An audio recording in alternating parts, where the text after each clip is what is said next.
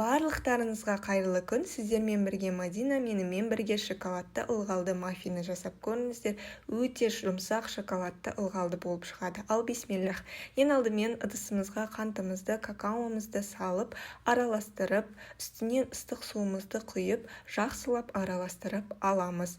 20% қаймағымызды, майонезімізді салып, араластырып, алдын ала ситадан өткізілген ұнымызға қамыр қопсытқыш, тұз, крахмалымызды қосып, 3 бөлікке бөліп саламызды араластырамыз. Бізде осындай қоймалжың шоколадты масса шығуы керек.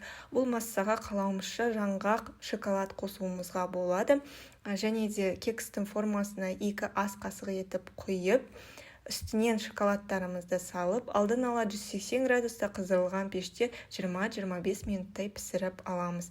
Өте жұмсақ ылғалды шоколадты болып шығады. Сіздерге ұнайды деген үміттемін. Барлықтарыңызға ас болсын.